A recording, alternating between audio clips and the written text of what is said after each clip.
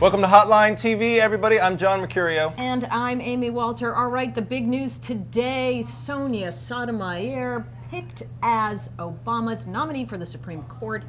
Here to help us break it all down at our Supreme Court offices. Did you know that we've been paying a lot of rent there? We do. We have a huge office. huge bureau, Huge massive bureau. staff. And Steve Shepard is, of course, the bureau chief for our SCOTUS bureau. Steve, can you hear us? I can. Okay, good. I'm glad we worked out some of those technical difficulties down at the Supreme Court. A large media mob, I know, with you, Nina Totenberg, scrambling for her live shot shortly after you, even though she's on radio. She's going to have a live shot today. What's the live shot? You still have live shots? You still have live This is shots. not a shot, I guess. Right, exactly. Okay, moving right along. All right, Stephen, you've been covering the story better than anybody else in America, nay, the world.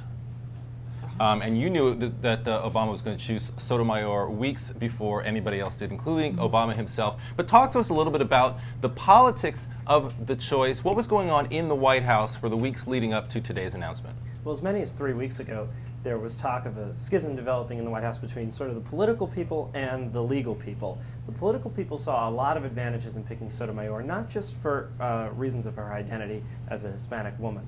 The legal people were pushing more Solicitor General Elena Kagan and Circuit Court Judge Diane Wood of the Seventh Circuit in Chicago. Basically, for a number of different reasons, they decided that Sotomayor would be, no intellectual lightweight herself, would be the better pick.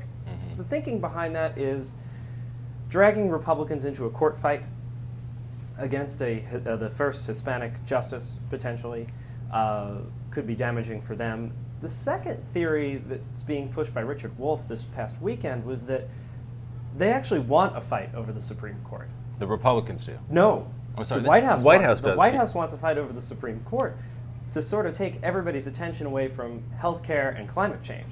They feel it might be easier to pass those legislative items if everyone's focusing on reliving the culture wars and those sorts of arguments over the court nominee.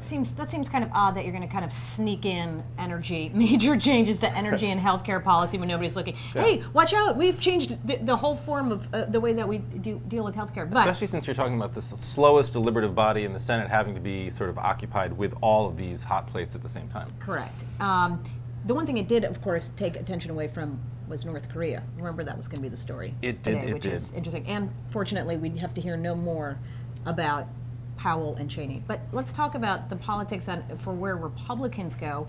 Not surprisingly, and we saw White House 2012 potential candidates like Mitt Romney and Huckabee come out with very strong statements against Sotomayor's liberal leanings. Republicans in the Senate, though, much more measured. Even Michael Steele. Even Michael Steele saying she deserves a deliberative debate. What's going on with that, Steve? Well, I think you're seeing them strike a pretty moderate tone, and they're sort of they're really going to find out where Jeff Sessions and Mitch McConnell lead them here before they start jumping on her record. The strongest statement I saw, at least in the hours after the announcement, was from Jim DeMint, who hedged and said, while some of her past decisions and writings are cause for concern, we're going to withhold judgment until we review the entire record. Well, that was the strongest statement from inside, correct, inside the Senate. But yeah, outside, I mean, like Amy was saying, the 2012 candidates, Huckabee and Romney, a lot of people who don't have to actually cast a vote and can just sort of talk and are sort of positioning themselves are much harsher. Yeah, and the conservative base is pushing them in that direction, and they're going to try and push the Senate as well. The question is, like I said, first potential Hispanic nominee to the court, how hard do you want to push back against that, even if just to satisfy your base? Well, I think they can do that pretty easily. I mean, if they make the case that, as we've heard Orrin Hatch and some other senators raise, even John Cornyn raised this in his statement today, issues about making policy from the bench, stay away from the personal stuff, stay away from some of the hot button, as Steve was pointing out, social issues, make it about that And it's an easy vote for a lot of these Republicans to make against her. I don't know that it's necessarily something that's going to hurt them down the road. All right, let's go to predictions. Stephen, tell us what you think, how this plays out, both in the committee and then on the floor of the Senate, and when do we have a new Supreme Court justice? Yeah. Well, that's a very good question. I know. That's why I asked it. I rarely ask not good questions. Yes. Obama reiterated today that he wants to have this all done by the time the Senate recesses, I believe on August the 7th. Jeff Sessions, the new ranking member of the Senate Judiciary Committee, has stated that he would prefer to have 60 days to review the record before they start holding hearings.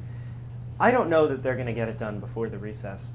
Pat Leahy said over the weekend, didn't give clues to who the nominee might be, but he said if it's someone who isn't controversial, we could probably get it done by the first week of August. If it is someone who's controversial, you're looking at mid-September. Mm-hmm. And the question is going to be for the Senate GOP, how controversial is Sonia Sotomayor? Mm-hmm. Wow, that's a very good point. The other big question is, and the prediction I would like you all to make, will Senator-elect Franken be voting?